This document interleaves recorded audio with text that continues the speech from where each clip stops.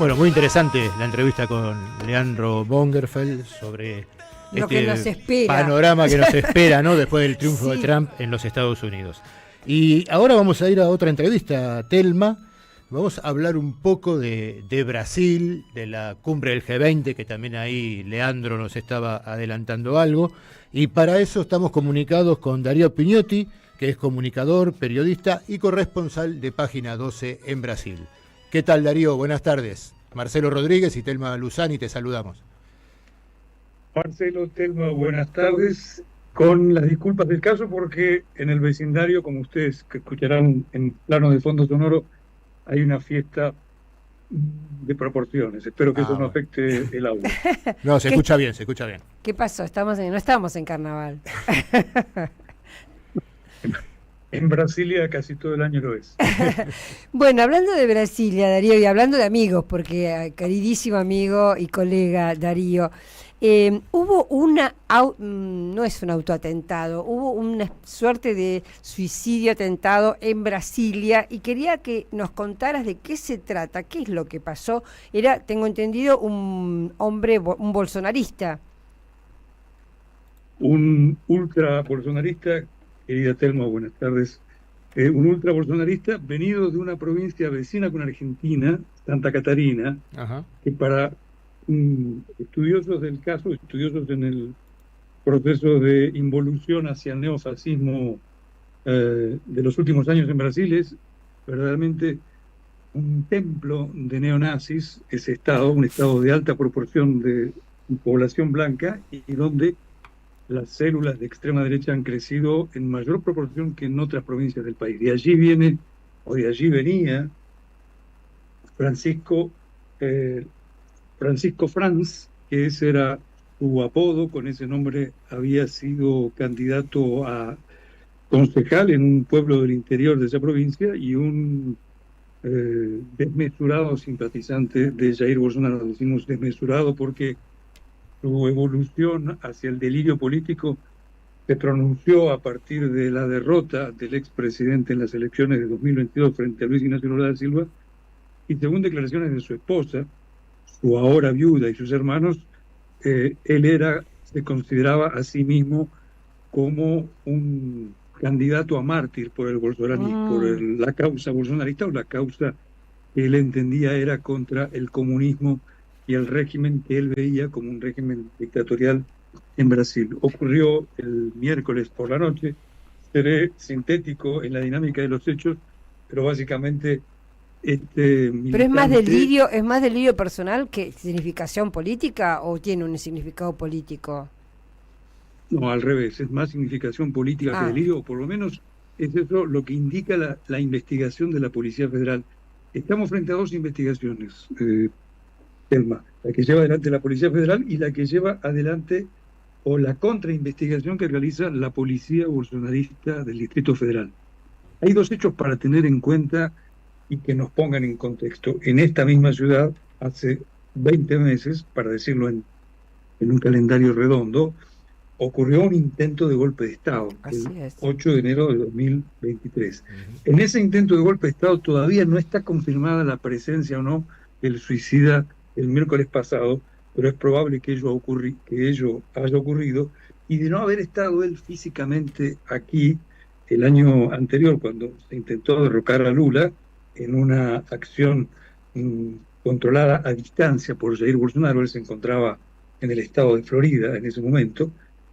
Tácticamente eligió irse a Florida temiendo que el golpe fracasara como fracasó. Pero lo cierto es que las investigaciones serias o aquellas que utilizan los elementos ocurridos con una cierta racionalidad indican que esto habría sido una continuidad o por lo menos un desdoblamiento de aquel episodio.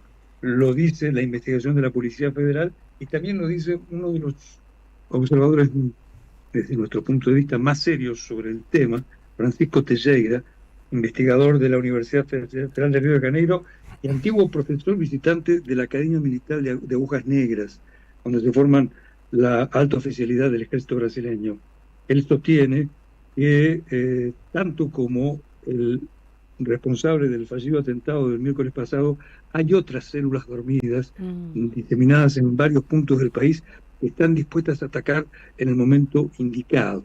Y fue lo que ocurrió el miércoles pasado, lo que posiblemente haya ocurrido el miércoles pasado.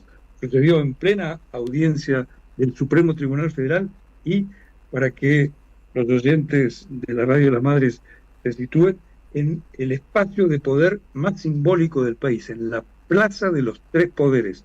Junto a ella se encuentran el predio de la Corte Suprema, el predio del Palacio del Planalto, la Presidencia, y el Parlamento, de tal suerte que la acción a todas luces, o por lo menos lo más apropiado, lo más plausible, es indicarla como una acción política. Mucho más, si se repasa lo que fueron los últimos movimientos del atacante, por ejemplo, el haber enviado mensajes a través de las redes sociales, en uno de ellos pidiendo un virtual SOS al flamante presidente electo de Estados Unidos, Donald Trump, y en otros amenazando de muerte y acusando de comunistas a políticos próximos a Lula y fundamentalmente al juez del Supremo Tribunal Federal, que está llevando a cargo,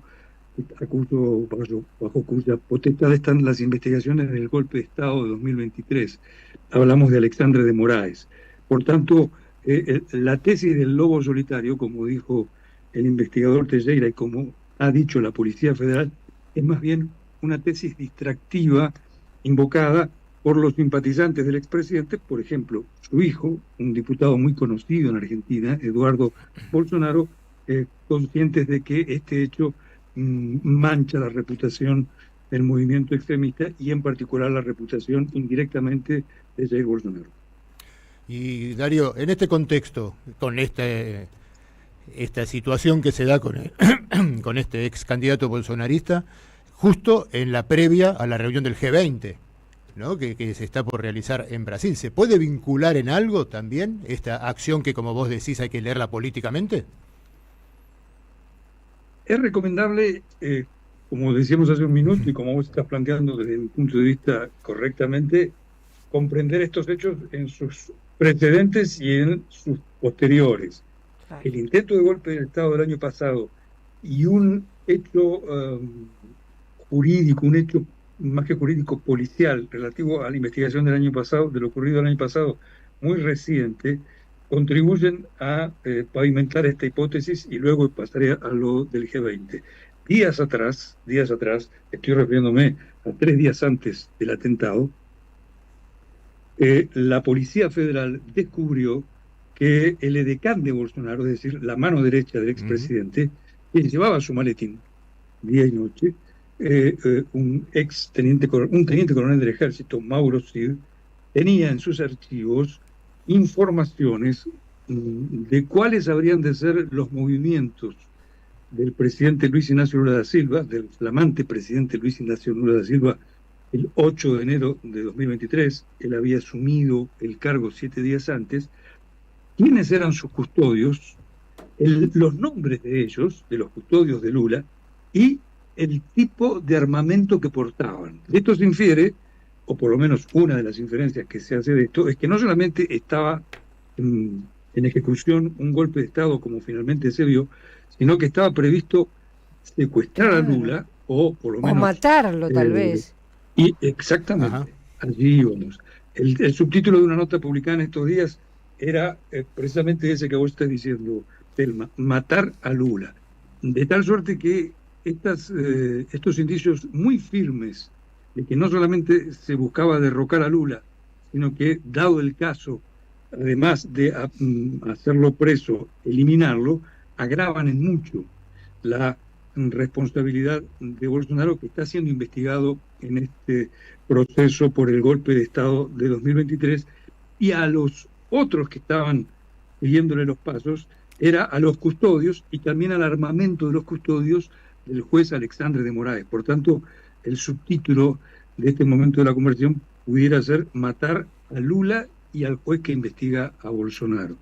Esto no debería ser dejado de lado al momento de tratar de comprender cuáles fueron los precedentes inmediatos del atentado del miércoles pasado. Y por supuesto, el hecho causó una conmoción que ha repercutido en la organización y en las medidas de seguridad que corresponden a la cumbre del G20, que como ustedes decían, va a comenzar el próximo lunes. En rigor ya comenzó, Lula se reunía en la tarde de hoy con autoridades internacionales y este mismo día iba a cerrar las deliberaciones del capítulo social del G20 antes de las reuniones presidenciales de lunes y martes, en un evento donde estarán, entre otros, los presidentes de Estados Unidos, China, Francia, e inclusive, a menos que decida no hacerlo a última hora, el propio presidente argentino Javier Milei. De tal suerte que un problema de seguridad de esta magnitud afecta las medidas para garantizar la integridad física de personalidades de esa talla. Claro que el G20 se comenzó a celebrarse, como les decía, desde hoy en Río de Janeiro, y el atentado el miércoles pasado fue aquí en Brasilia. Una cosa, porque el miércoles, cuando ya se cierre el G20, va a estar Xi Jinping, el presidente de China, en Brasilia. Así que esto también, me parece, hable como una alarma un poquito preocupante, ¿no? Indudablemente, indudablemente. Hay una orden de alerta máxima de todos los agentes de la Policía Federal aquí en Brasilia, como escucharán los festejantes del departamento de al lado han subido el volumen. Les decía que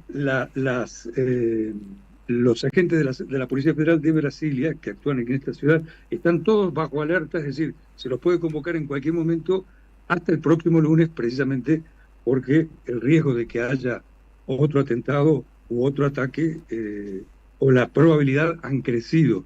Y, por cierto, el encuentro entre Lula y Xi Jinping, si bien esto ya estaba previsto desde antes, ahora fue confirmado, no será en el Palacio Presidencial, frente a la plaza donde ocurrieron los hechos descritos hasta hace un momento, sino en la residencia del presidente, en el Palacio de Alborada, ubicado a unos 5 kilómetros del centro de la ciudad y muy resguardado de la presencia de visitantes inapropiados. Incluso los periodistas vamos a tener que estar en una garita alejada del palacio, de la residencia oficial, durante la visita de Xi Jinping. Y otro dato que habla sobre la necesidad de implementar medidas de seguridad extremas es que el hotel donde se alojará Xi Jinping aquí en Brasilia no podrá tener ningún otro huésped salvo uno, aceptado por el presidente chino, que es el ministro de Economía, el ministro de Hacienda, Fernando Haddad, que vive en ese hotel desde que llegó el gobierno Lula, desde el inicio del tercer mandato Lula, el 1 de enero de 2023, de manera que ahí van a estar solamente el mandatario chino, su comitiva y un ministro que, por lo visto, para los servicios de inteligencia chinos, no merece la menor duda sobre su integridad. Así es. Darío, acá se está comentando mucho que ya están las negociaciones para la redacción del documento final de la cumbre del G20 y que uno de los obstáculos más grandes que hay son los que presenta la delegación argentina para poder llegar a un consenso en ese documento. ¿Qué se está comentando allá? Se comenta, entre comillas, que tal como Milei optó por ser un topo al frente o dentro del Estado argentino, sería un topo en la cumbre del G20, porque es cierto, las objeciones que parecen intentar dinamitar el documento final, la mayoría de ellas viene de la delegación argentina. Una de ellas, por ejemplo, la que cuestiona el pacto alcanzado incluso con gobiernos de potencias económicas occidentales como Francia y Estados Unidos, un consenso por lo pronto no total, pero en vías de progreso, para la aplicación de un impuesto global a las 3.000 mayores fortunas del mundo, 3.000 mayores acaudalados, entre los cuales está obviamente el primero de ellos, Elon Musk. Este impuesto global, esta tasación de las inmensas fortunas, no ya de las grandes fortunas, es el proyecto estrella con el que Lula quiere cerrar el evento y que permitiría financiar otra iniciativa del mandatario para costear programas globales contra la miseria y el hambre. Pues bien, al parecer, por lo menos hasta la noche de ayer, la delegación más obstinada en contra de ese proyecto era la delegación argentina o presidente argentino, que ya recibió una crítica directa de la primera dama, de la esposa de Lula, que además de ser la primera dama, título nobiliario al cual ella se rehúsa a usar. Me refiero a la socióloga Rosángela Silva. Ella es una antigua militante del Partido de los Trabajadores. Ella criticó públicamente la posición de Milei o del gobierno argentino en la Asamblea de Naciones Unidas o en Naciones Unidas al rechazar un proyecto en contra de para limitar o para cercenar la violencia de género, la violencia contra las mujeres. El hecho de que haya sido Argentina, según tengo entendido, el único país del mundo, la única delegación del mundo que votó en contra. Ese triste privilegio nos ha dado Milei, ¿sí? Privilegio que, como vos imagino estarás mencionando con comillas, fue criticado por la esposa de Lula en un gesto que confirma o que da continuidad a las no relaciones entre ambos mandatarios. Bueno, Darío, muchísimas gracias. Debes estar muy ocupado, me imagino, con toda esta cantidad de información que vas a tener que procesar y escribir, y te leeremos con muchísimo placer. Bueno, uno de los medios es Página 12, en los que leemos a Darío Pignotti, ¿no es cierto? Así que te agradecemos enormemente y te liberamos para que sigas trabajando. Corresponsal avisada, Telma, que ya está imaginando la nota, parte de la cual ya les anticipé hoy oralmente que va a ser publicada, entiendo, mañana en el diario. Un gran abrazo a los dos y gracias por haberme convidado. Un abrazo, Darío, muchísimas gracias. Somos Radio.